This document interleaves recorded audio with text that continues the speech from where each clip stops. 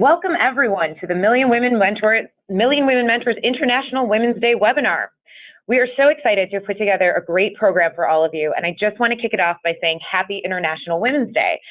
This is Ashley Zofer here with Million Women Mentors, which is an initiative of STEM Connector. And what we do is we try to promote the confidence and interest of women and girls to pursue STEM careers and leadership opportunities through the power of mentoring. And we're so excited to be working with such a great group of people who are committed to this movement and also about gender balance in general. As a woman who has always been fortunate enough to have strong, positive female role models and mentors in my own life, I never truly understood the importance of celebrations like this until I entered the workforce myself and heard stories from my peers and experienced gender imbalance firsthand.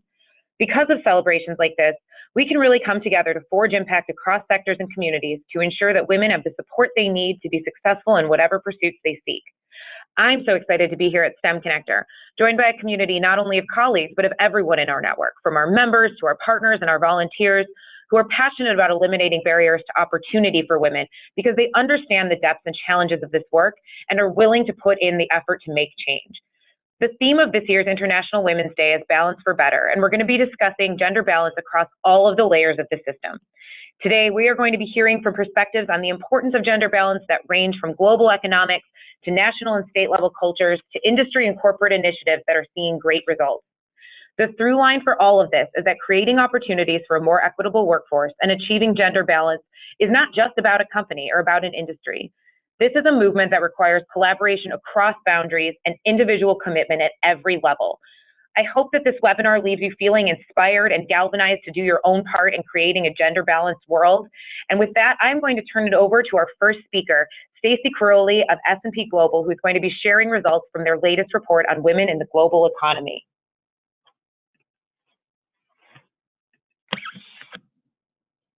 Hi, I'm Stacey Caroli, the Global Employee Engagement Manager at S&P Global. I'm joining you today via recording, and no, not because I'm trying to be like Tupac at Coachella, but because today, on International Women's Day, we're unveiling a one-of-a-kind art installation at the Oculus in New York, which I'll tell you about a little bit more later. To give you a bit of background on S&P Global and our strategy, in an effort to deepen the alignment with S&P Global's unique strengths and capabilities, we have redefined our pillars to that of bridging the global skills gap, so that's to equip the global workforce with essential STEM and digital skills, create an inclusive economy, to expand economic opportunities for the underserved and support advancement for women, and promote sustainability by integrating ESG in the financial markets to promote sustainable investments and businesses.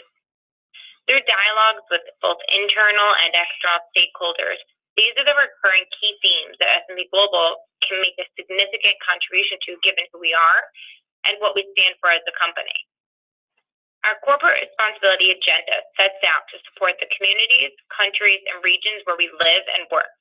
We are excited to launch Change Pays, a first-of-its-kind corporate responsibility campaign for the company. The Change Pays campaign combines our ability to provide unmatched essential intelligence with a goal to increase awareness of and advance the discussion around the benefits of more inclusive workforces. If we know the numbers, we can act to change the numbers. This campaign uses S&P Global's data and insights to showcase the positive effects of greater women participation in the workforce on financial markets and possible gains if we close the gender gap. S&P Global's data and insights make it clear that gender equality is an engine for the global workforce and that greater workforce inclusivity leads to healthier, stronger economies.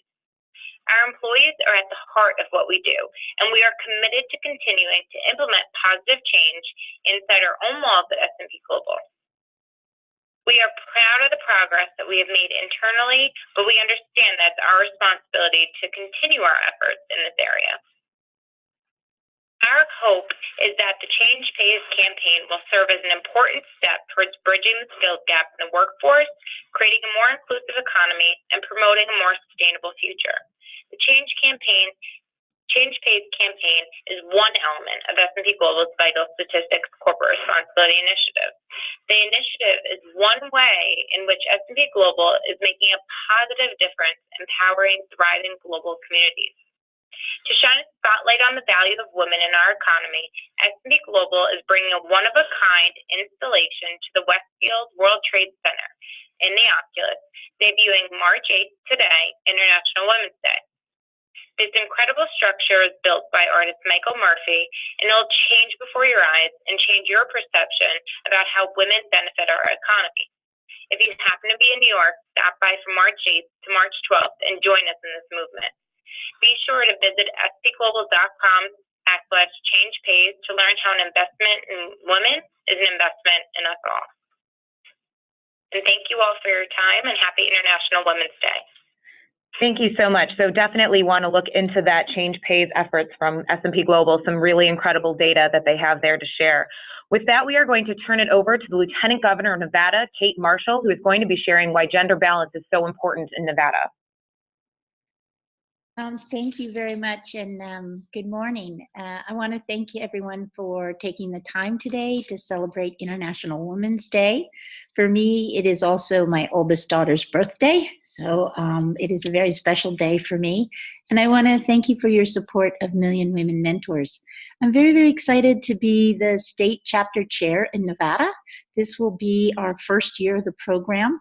I am serving alongside Jan Jones Blackhurst from Caesars Entertainment, who has dedicated so much of her time and career to promoting gender equity and women in leadership at her organization at Harrah's and in the greater Las Vegas community. So moving on then to talk a little bit more about Nevada and why gender balance and equity is so important in Nevada right now. We are one of the fastest growing states in the nation, and last year we ranked at the top of job growth. My office is really focused on economic development, and to me that means ensuring that our workforce is prepared for future jobs. Getting women involved early on in their careers for STEM not only ensures that we have the workforce here to attract better jobs, but to ensure that these jobs are accessible to a broader and more diverse group of people.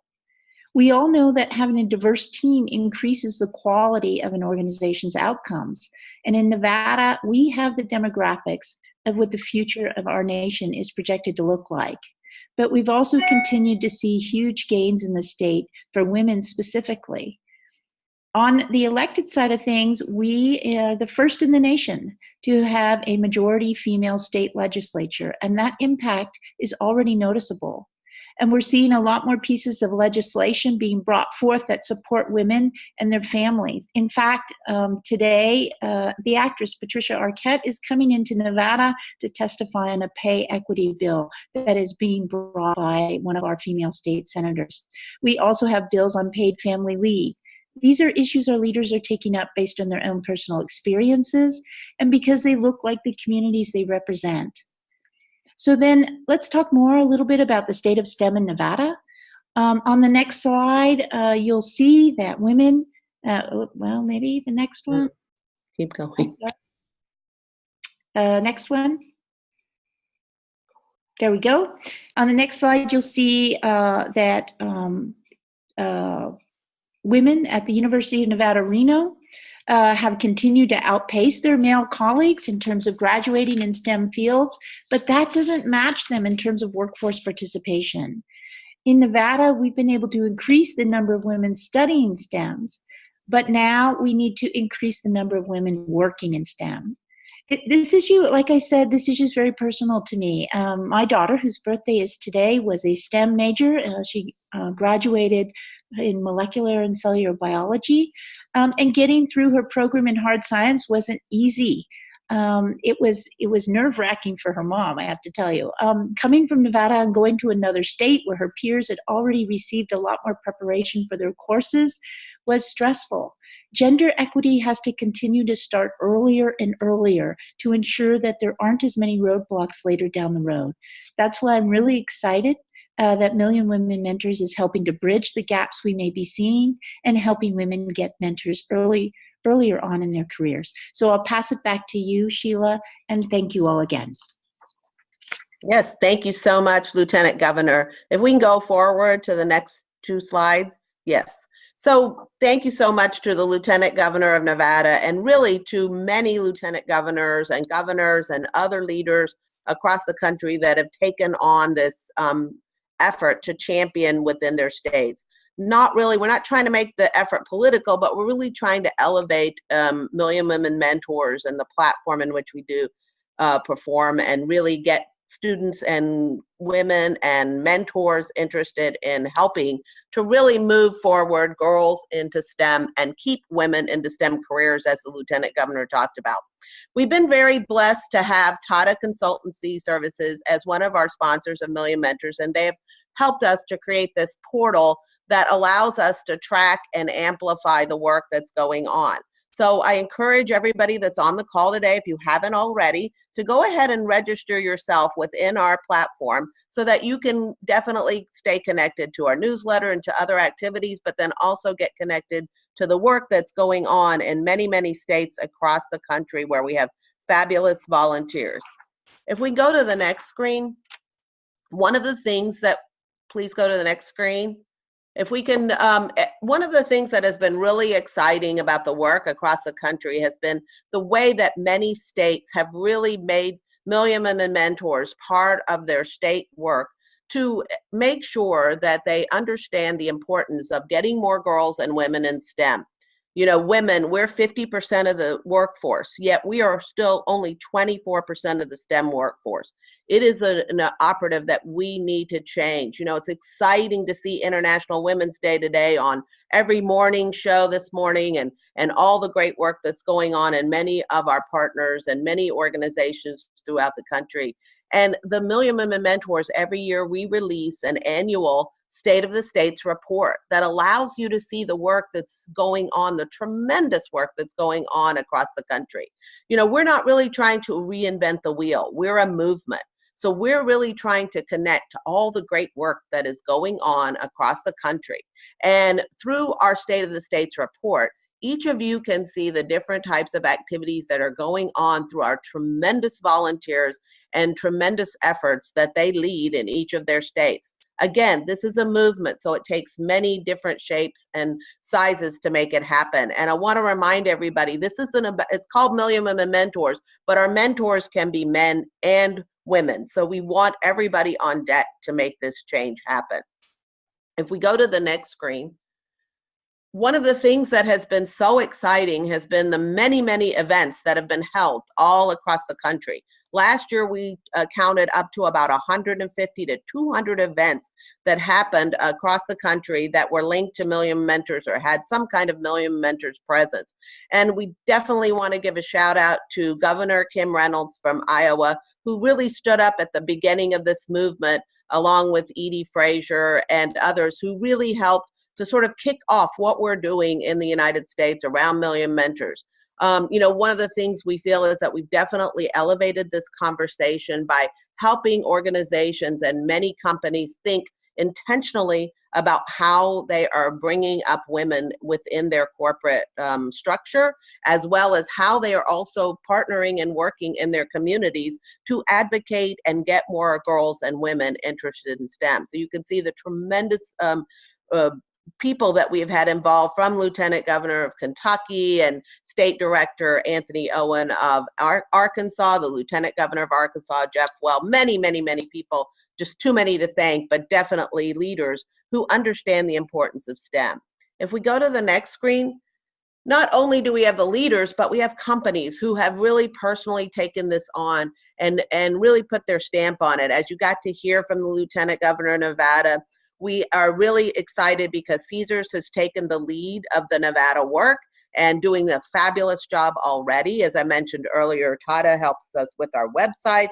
We have PepsiCo leading our global effort. You're going to hear from them as well. And then BP in Texas and Cisco, all of these great organizations, Science Olympiad, who really have gotten involved. So mainly to tell you this, if you're with a company and you want to be involved in Million Mentors, we welcome everybody, because it's going to take all hands on deck to make those changes and advocate for more women in STEM. You know, one of our really goals is to aggregate the great work that's going on, because many organizations already have things that are going on in their companies, but they really don't have it known to people. And so one of the great parts is we are an aggregator of that. And then we're an amplifier of that too, with our many events and our communication and all the great work that goes on from the staff at Million Mentors, but really also from our tremendous volunteers, as we continue to mention. You are going to hear a little bit about the insurance project, and we're so fortunate to have Mimic as our chair for our main team. And as I mentioned, it is just one of those great opportunities to get involved. So if you want to be involved in a state movement, please feel free to email us at states@millionmentors.com. And I just want to say happy International Women's Day from a very proud woman engineer that's honored to work with this great movement. Thank you so much. Thank you so much, Sheila and Lieutenant Governor, not just for participating on this webinar, but for all of the work that you're doing. So exciting to see that state's movement grow over the years. With that, I'm going to turn it over to our next speaker, who's going to be presenting the gender balance issue from a national perspective from efforts that are happening in Pakistan. So, Radhika, if you would like to take the mic now to share some of those efforts that we're seeing in Pakistan. Great, thank you so much. It's so great to be here with all of you, and happy International Women's Day from the State Department. Reflecting on the theme this year, Balance for Better, it's a theme that's really at the heart of the United States' efforts to integrate gender as a cornerstone of U.S. foreign policy, and I'm really grateful to STEM Connector for providing a platform for me to share a little bit more about that vision and how we're working with organizations like STEM Connector and others to actualize it around the world in places like Pakistan, where I focus my work. Our U.S. national security strategy, and we can flip to the next slide, highlights the importance we place on integrating gender and why. Can we move to the next slide? Great. Our focus is really on advancing peace, prosperity, and progress of countries as a whole, and we see women and girls and the empowerment of them as critical to that goal. The White House recently launched the Women's Global and Prosperity Initiative to marshal the resources of the U.S. government, the whole government, to holistically address women's economic empowerment. And we're doing that by focusing on workforce development and vocational training, promoting women's access to finance and technical assistance, to incubate, launch, and scale companies, and lastly, to address regulatory and legal hurdles, among other barriers to women's economic empowerment. And that really brings me to my next slide. What is our end goal and how do we get there? First, we say gender equality, and that is indeed the end. But as you can see in the slides, providing equal opportunities won't necessarily mean the same thing to each person, because each woman is starting from a different place and has had different experiences. And that's where equity plays a huge role in our efforts, really ensuring that we provide, make provisions to ensure fairness. And that's something that's at the core of getting to our end goal of gender equality. So we can move on to our next slide to help kind of see why gender balance is so important to us. This is just looking at one aspect of our work in foreign policy, which is promoting global prosperity. And we can see that closing the gender gap so clearly increases global prosperity by looking at what happens when we empower women in the workforce. It's obviously a source of economic growth, competitiveness, and job creation. But now, what does that look like in practice? And that brings me to the next slide, which is just looking at the U.S.-Pakistan Women's Council as one way, a lens into what taking these broad policy goals can mean in practice. The U.S.-Pakistan Women's Council is a partnership between the State Department and Texas A&M that looks to promote women's entrepreneurship, employment, and access to educational opportunities. And it's one kind of concrete example of what we're doing to support our broader foreign policy goals.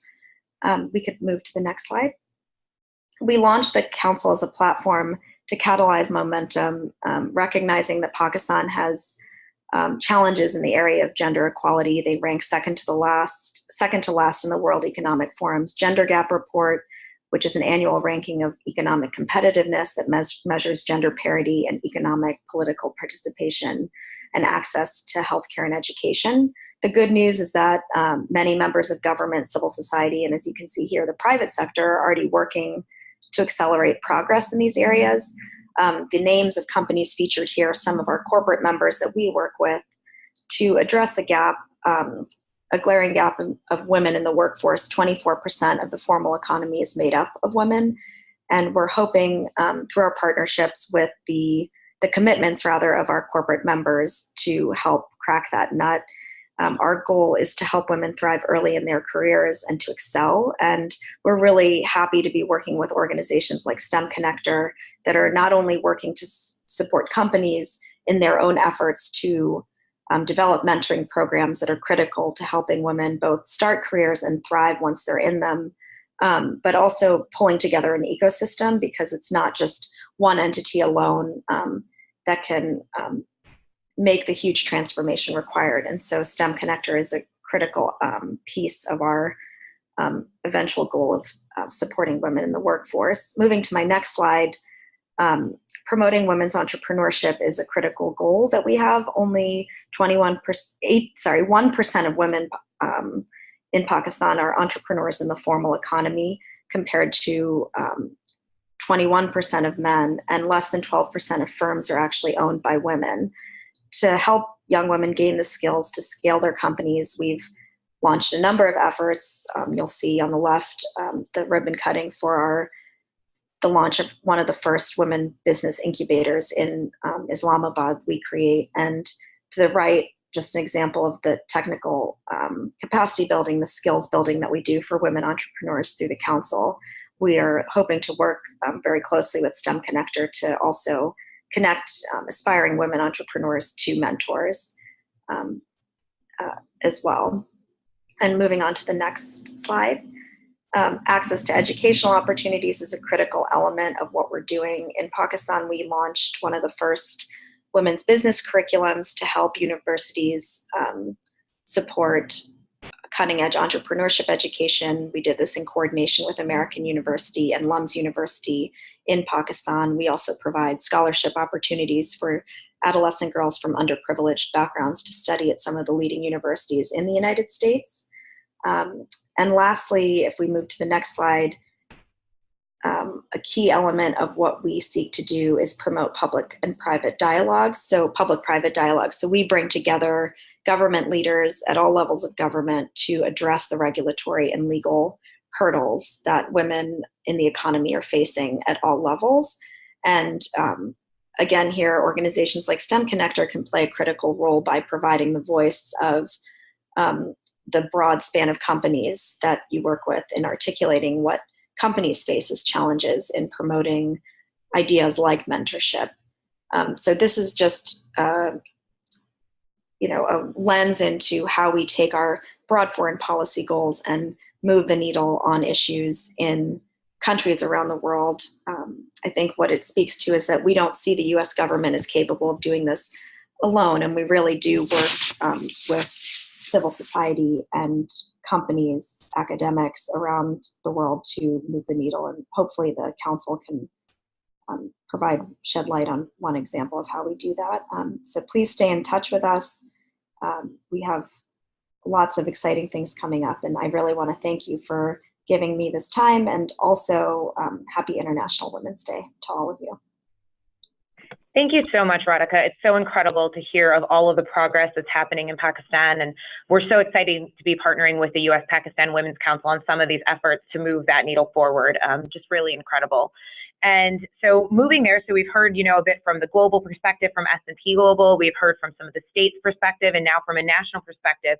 Now getting a little bit closer into industry perspective, we're going to be hearing from Catherine Lamson, leading some of our efforts in MEMIC, on how gender balance is imperative in the insurance industry. So Catherine, go ahead. Thank you. And happy International Women's Day. I'm so pleased to be here.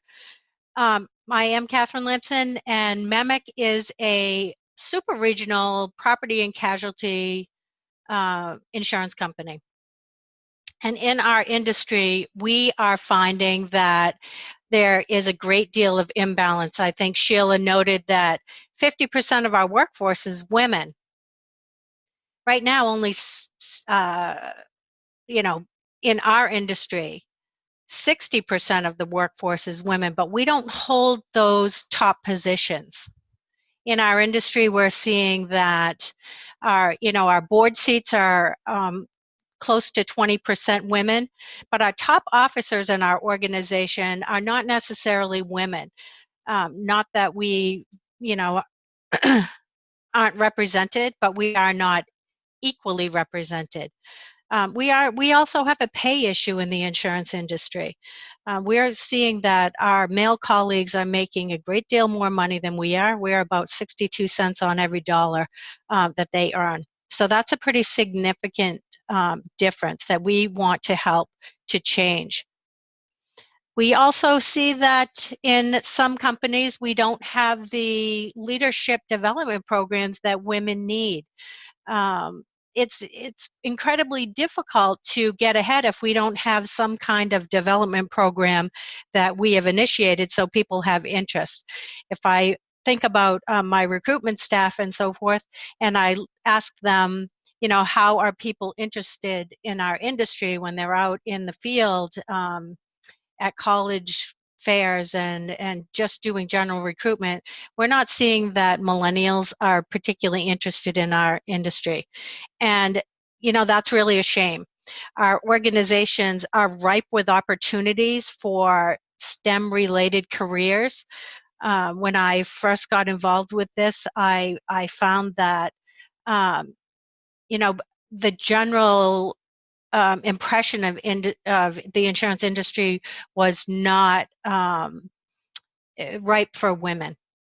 I think we were seen as a good old boy club per se, and we were trying to change that, and we are making a difference. Since I've been in this organization, I am the only woman who's in the senior leadership role. My male colleagues are enlightened men, and they are actually looking to make that change. We are committed to the Paradigm for Parity initiative to help break that pay gap, to have more women represented in leadership, not just on our boards, but in our senior leadership. And our officer level is now, from the time I came here where there were no women, now 60% women in our organization. So we are trying to improve all of the outcomes and so forth and attract women. We, as I said, are ripe for opportunity. We have engineer positions. We have most every position in our organization would be, a math-centered type of skill necessary. So we're pretty excited to tell people what opportunities are available for women here. My colleagues hear me say a lot that insurance is a sexy business, but nobody knows it, so we've got to tell them. And that's what we're doing here in the state of Maine. You can change the slide. The Women in the Insurance Initiative started, we're in our second year.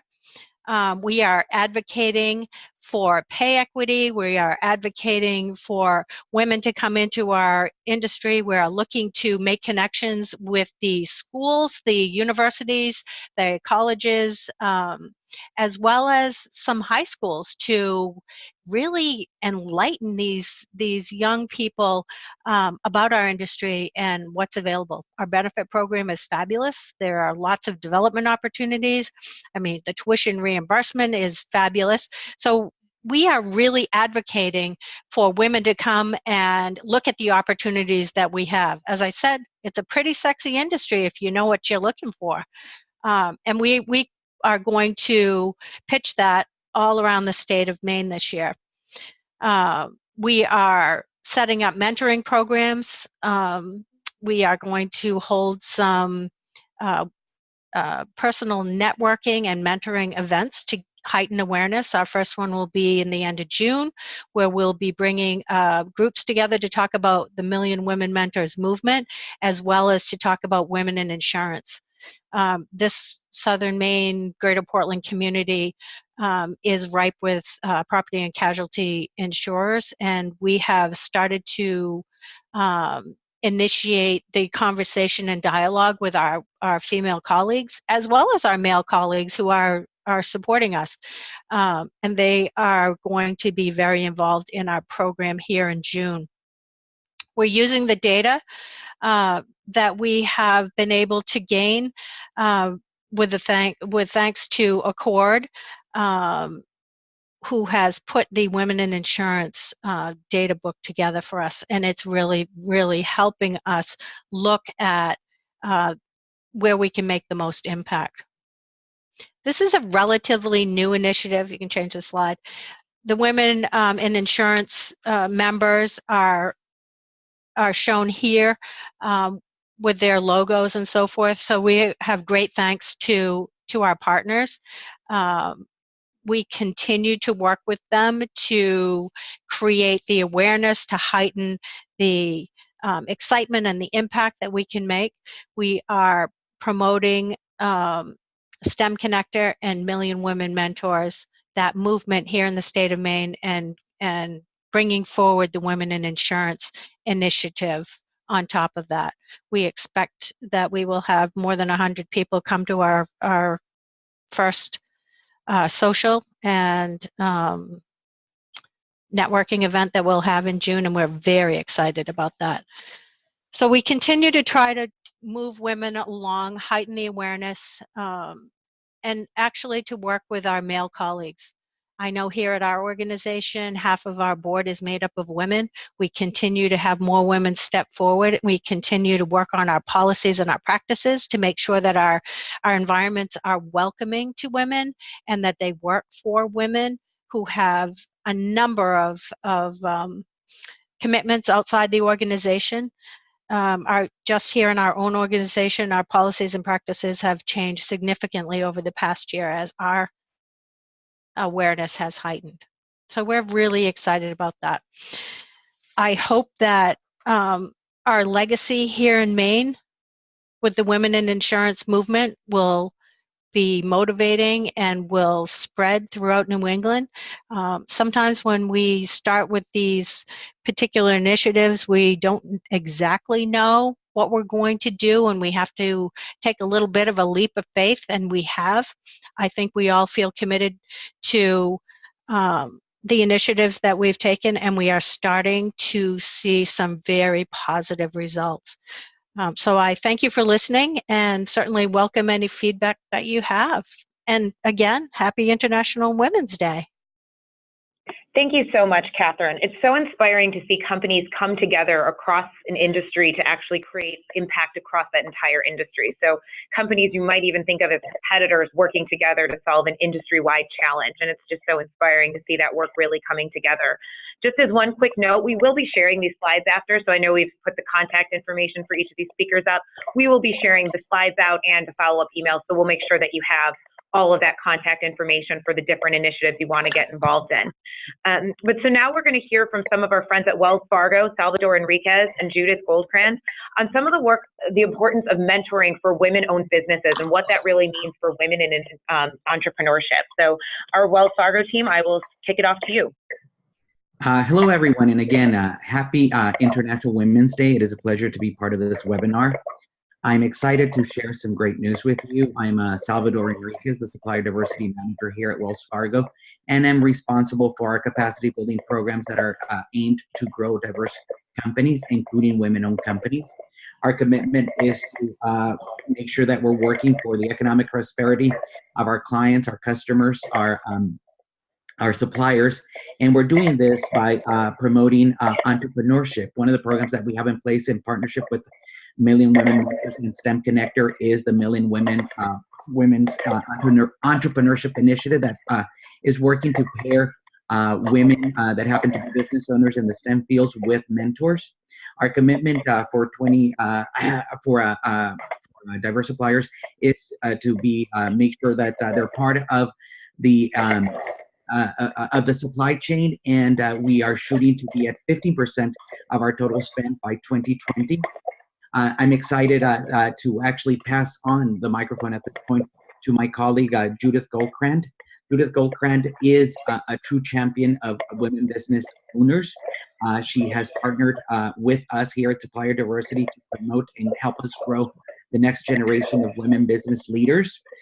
In her capacity, she is the Senior Vice President She's a senior vice president at Wells Fargo and is a business banking manager. She has more than 25 years of experience. She is the true deal. She sits in the, she's a board member of the Women's Presidents Organization and also the vice chair of the Foundation of Women Presidents Organization. So she's a passionate advocate of women in business. Without much ado, it is my pleasure to introduce you my colleague, Judith Goldkrantz. So Judith, it's all yours. Good morning. Thank you, Salvador. I am thrilled to be here to celebrate International Women's Day with all of you. We all know that balance is better. According to American Express's 2018 State of Women-Owned Businesses, entrepreneurs solve problems, transform the way we do things, create jobs, spur economic growth, and drive prosperity. Yet there is a significant gap between the number of women who start businesses and those who commit to growing them. Women are increasingly harnessing their entrepreneurial spirit, and it is critical to encourage and support this behavior, eliminate obstacles, and facilitate growth. Unlocking the potential of women-owned businesses represents a powerful opportunity for economic growth. Mentoring is the buoy of this growth. Next slide. Women of color in business face the familiar challenges common to all entrepreneurs, such as a lack of financial capital, writes Karen Klein of Bloomberg Business. They also contend with occasional outright racism or sexism, and they face more subtle obstacles as well: lack of mentors and role models, difficulty finding good professional partners, and indifference or even hostility from business networks. Together, it adds up to a lack of social capital that means certain entrepreneurs may never get the crucial introductions, the benefit of the doubt from a financier, or the valuable guidance of a mentor that propels their business forward. Mentoring has been found to be a critical aspect of long-term success of women business owners. Nearly half of women entrepreneurs state that a challenge facing their business is the lack of an available mentor. Different studies have shown that between 1 in 5 and 1 in 3 female business owners report never having had a mentor, even if they've sought one out. But what happens when these same women, or others like them, are connected to a mentor, like so many of you on the phone? They thrive. According to Pacific Community Ventures, small businesses working with their experienced advisors had a staggering 21% job growth rate, surpassing the national job growth rate of 1.8% and the even lower job growth rate of 1.1% in the state of California. In addition, these same businesses had an average revenue growth of 18% for 2017 alone, versus a 6% growth for non-advised comparable companies. What does this mentoring or advising look like for an organization like Pacific Community Ventures? The advising is personalized mentoring experience for small business owners, using a high-tech, high-touch platform to efficiently reach and match small business owners with a pro bono advisor who can help them address and overcome challenges and enable growth.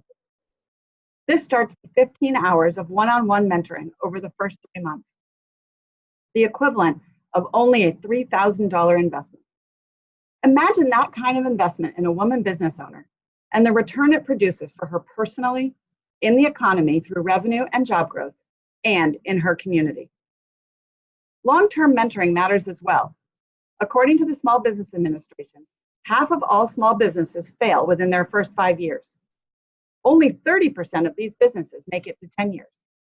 But for small business owners with a mentor, the difference is striking. 70% of small businesses that receive business advising survive to that 10-year mark, double the rate of non-mentored businesses. Wells Fargo invests more than $1 million annually on business development programs to help diverse business owners gain access to the networks they need to grow. One example of that is Wells Fargo's sponsorship of this program, the Million Women Mentors Entrepreneur Initiative, a program designed to help women entrepreneurs grow their STEM-related businesses. As part of Wells Fargo's mentorship programs, entrepreneurs meet with a number of business lines within Wells Fargo on topics such as credit evaluation, merger and acquisition strategies, and transitioning wealth. This investment is an investment in these individual entrepreneurs, and it also allows Wells Fargo to do something new, different, and creative with supplier development, according to Regina Hayward, the head of supplier diversity. These capacity building programs allow Wells Fargo to continue to diversify our supplier base. In 2017, Wells Fargo spent $1.27 billion with diverse suppliers. As you heard Sal, the goal is to increase the percentage from the current 11% to 15% by next year. Integrating a diverse set of suppliers who are poised for success due to the mentoring into Wells Fargo's procurement process advances our economic development and job creation efforts and adds value to the company by ensuring that our supply base reflects the customer and communities we serve. Mentoring relationships are personal and broad-reaching. The value that each person in the relationship receives is multiplied by the impact on their employees, suppliers, customers, and communities. Next slide. In addition to our work with Million Women Mentors and the 12 women for whom I am personally providing financial mentoring, Wells Fargo is active in our communities, working with women-owned businesses. We are advising business owners on scaling for growth, exit strategies, and access to capital. We are helping to develop small businesses into the suppliers of the future for large companies. What are some of the ways we do this? Wells Fargo is a national sponsor of the Women Presidents Organization. I have the privilege of being a board member of the WPO, in addition to the vice chair of the foundation. Women business leaders encounter unique challenges and deserve a supportive resource that provides the knowledge and skills to excel. Through local chapters located around the world, WPO strives to develop innovative solutions to business challenges through sharing experiences and expertise in a confidential environment and provide continuing education in business and leadership through confidential forums where women presidents can connect and communicate. Wells Fargo hosts many of these chapters in our offices each month, works with the members of the organization, and provides educational resources to the business owners to advance their growth. Anecdotally, many of the members of the WPO attribute their business success to the learnings they gained through their participation in the group. Wells Fargo is also a corporate member of WeBank, the Women's Business Enterprise National Council, the largest certifier of women-owned businesses in the U.S. and a leading advocate for women business owners and entrepreneurs. WeBank believes diversity promotes innovation, opens doors, and creates partnerships that fuel the economy. That's why the organization provides the most relied upon certification standard for women-owned businesses and the tools to help them succeed with the mission to fuel economic growth globally by identifying, certifying, and facilitating the development of women-owned businesses. I sit on the board of the Pacific region called WeBank Pacific, organizing networking and educational events for local women business owners. I'm very excited to be able to work with women-owned businesses and help them succeed. Carrying a women-owned certification helps small business owners access contracts and opportunities that will lead to their long-term success. As mentioned earlier, Pacific Community Ventures provides business advisors and mentors to small businesses. Over 59% of these small business owners are women, and 75% are either women and or people of color. In addition, PCV makes a loan fund available to small business owners who are not ready for traditional capital markets. These loans, in combination with the business mentoring, provide a foundation for sustainability, growth, and job creation. As the chair of the Loan Policy Committee and a member of the board, I'm excited to be part of an alternative capital source for women business owners as they are beginning their journey. Working with their advisors and piloting often their first round of debt financing, these women are growing their businesses and adding quality jobs to their communities. Following a successful experience, many of these business owners are ready for more traditional bank debt that will create sustainable growth for their businesses. The economic impact of their success is exponential. Locally, I represent Wells Fargo in its support of the San Francisco Chamber of Commerce through its WELL program, Women Empowering Leadership and Learning. Through education and networking, the CEO series, and an annual conference, this group empowers professional women to find their voices and their passions. With a focus on empowerment, leadership, and education, WELL provides workplace resources, best practices, and a broad community of support for attendees to advance gender equality and workplace inclusion within their own organization. Finally, what can we each do? Host a women's group within your own organization. Provide a supportive environment for women around you to help encourage their growth, exploration, and success. Create a safe environment where women can find their voices, test ideas, and make a difference for each other. This afternoon, I will be hosting my monthly Women's Team Lunch. I sponsor speakers, activities, learning, and networking for all the women in my local line of business to grow together in a safe and confidential environment. Whether it is crucial conversations, vulnerability, addressing discrimination, learning to be an advocate, we do it together for ourselves and for each other. Together, we make each other stronger. We are brave women, confident women, caring women. We are strong women. Thank you. Thank you so much, Judith and Salvador, for all of your work moving opportunities forward for women in entrepreneurship. We are going to turn it over now to our last speaker of the day, who's going to be presenting the kind of efforts that a company can be doing at their own level to improve gender balance. And so we'll be hearing from Aditi Trahan over at Tata Consultancy Services on their own initiatives to move forward gender balance initiatives there. So Aditi, I will hand it over to you. Thank you so much, Alexa. And it's just been such a great hour listening to everyone speak, and what a great exchange of knowledge. So congratulations to you guys for setting this up, and look forward to more of these webinars. I'll jump right into it. So if you move on to the next slide. I want to quickly start off with a quote from our founder, which sort of cascades into our culture, our business strategy, our governance structures, almost anything we do. As an organization functioning in 50 plus markets with over 400,000 employees globally, it is this ethos towards inclusion and community impact that sort of binds us together. If we move to the next slide.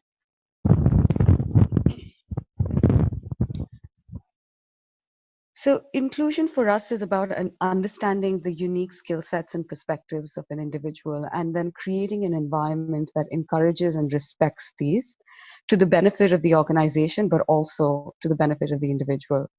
Indeed, to us, an effective approach is one that integrates this perspective into all the processes of the organization.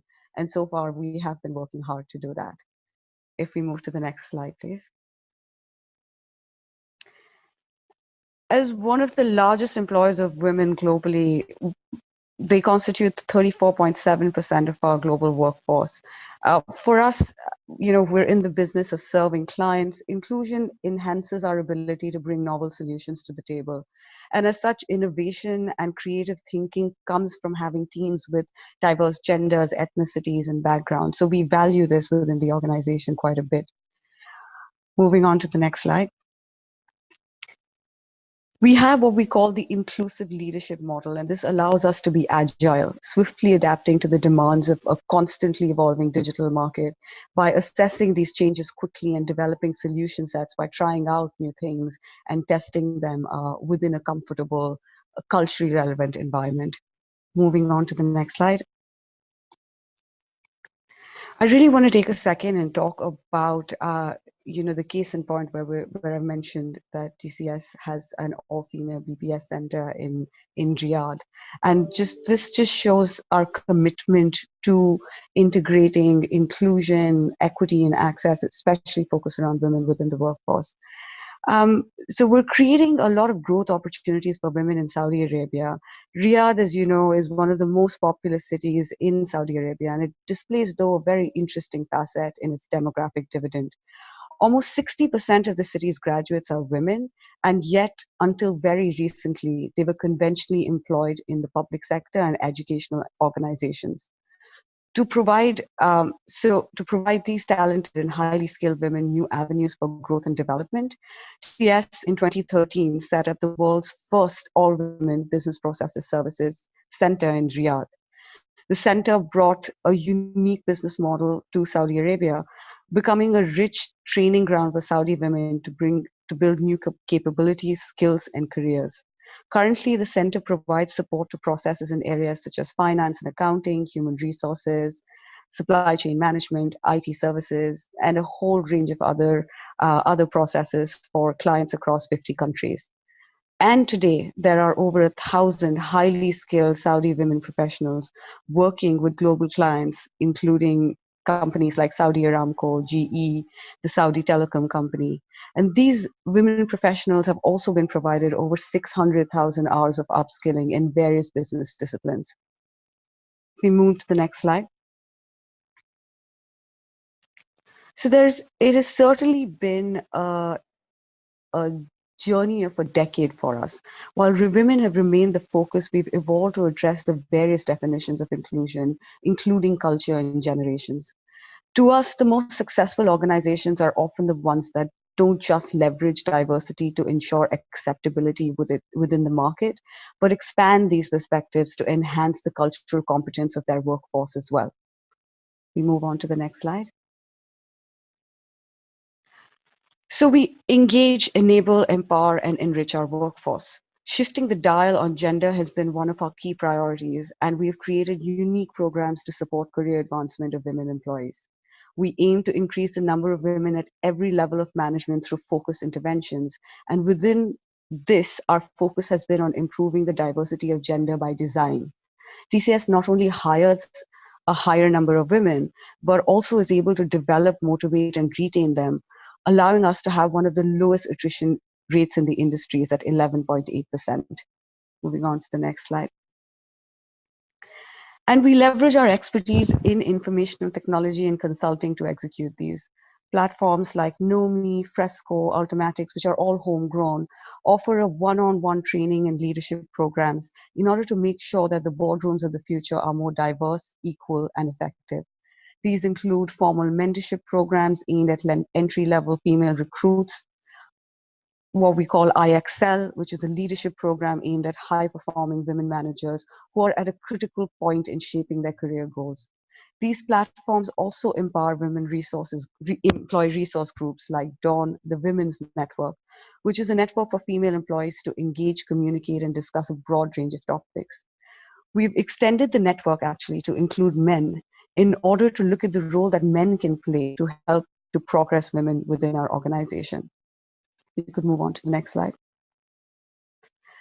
TCS believes that while the world of work evolves, digital and technology-related skills remain at the core of reskilling and upskilling pathways that will help individuals adapt to the future.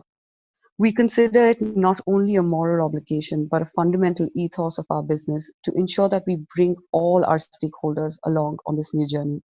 At TCS, we are working towards access, equity, and inclusion in 3 ways. We're reskilling and upskilling our current and newly hired workforce. We're preparing young people for 21st century careers. And within that, specifically empowering women, minorities, and underserved groups. Next slide, please. And with this goal of reducing the overwhelming gender and diversity gap in tech and related industries, TCS has forged long-term partnerships with organizations such as US 2020, as Sheila mentioned, Million Women Mentors, NPAR, NC-WIT, Impact 2030, just to name a few. I want to take a second to specifically talk about our partnership with Million Women Mentors because it's been such a great relationship and we've been able to do such fantastic things with you. With Million Women Mentors, our technology services have connected over 60 companies with more than 60 youth-serving partners across 43 states. The platform that we developed for MWM has an adaptive infrastructure that allows companies to propose mentors to nonprofits and for regions to form coalitions to communicate their joint successes. As Sheila was mentioning, this has resulted in the successful engagement of more than 1 million young girls and women. We have other national partnerships with US 2020 and NPAR, which has given us the platform to empower more than 150,000 students from underrepresented groups. As a whole, TCS has been able to empower more than 1.6 million people across the country through these pro bono technology support projects. Within our programs, we've also ensured that we integrate a cultural, ethnic, and gender diversity lens. Our aim is that within our skills training programs, 50% of each learning group consists of female learners, and 80% of the learning group represents ethnically diverse and underserved population.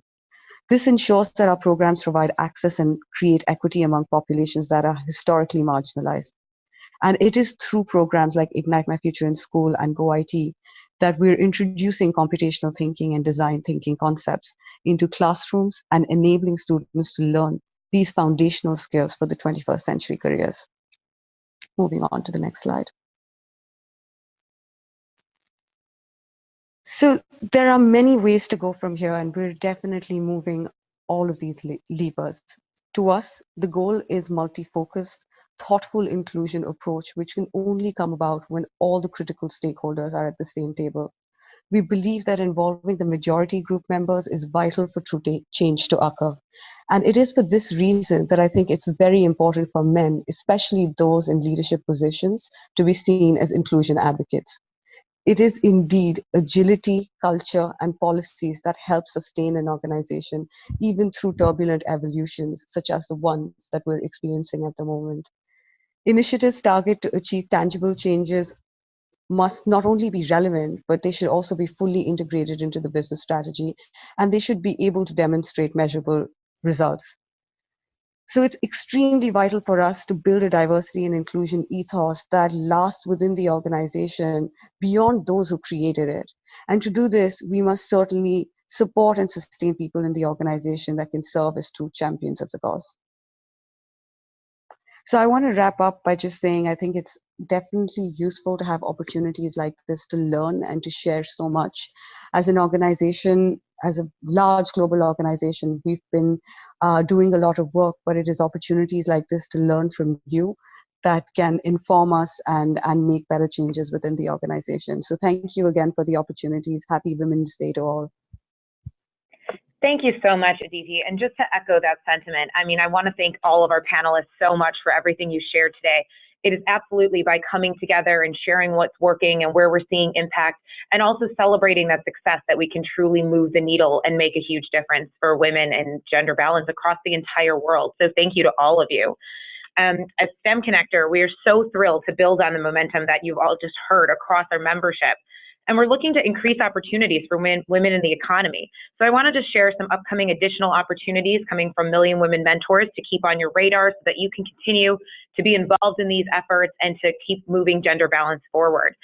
As you may already be aware, this is Million Women Mentors' 5-year anniversary year, and we are so excited at the progress that this movement has made in those 5 short years, reaching 1 million completed mentor relationships and 2 million pledges to mentor 3 years in advance of our original goal. So as part of that celebration, we are going what we're calling beyond the buzzword to take a closer look at what mentoring really means and the impact that it can have for women and girls all over the world. So throughout the year, we're going to be sharing stories of mentoring success, profiling great leaders. You may have already seen our Leaders to Learn From series.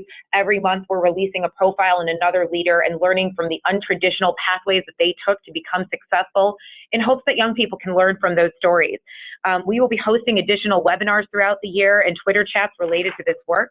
As you can see on the slide, our next Twitter chat is going to honor Women's History Month. So as I'm sure all of you know, it's not only International Women's Day, but March is also Women's History Month. So definitely going hard on the women here. And on March 27th, we will be having a Twitter chat where we can answer some questions and share some of the work around that. And we will be sharing more details. So please stay tuned to hear more from that and how you can get involved. We're also in the planning stages of this year's annual summit and awards gala, which will take place in the fall.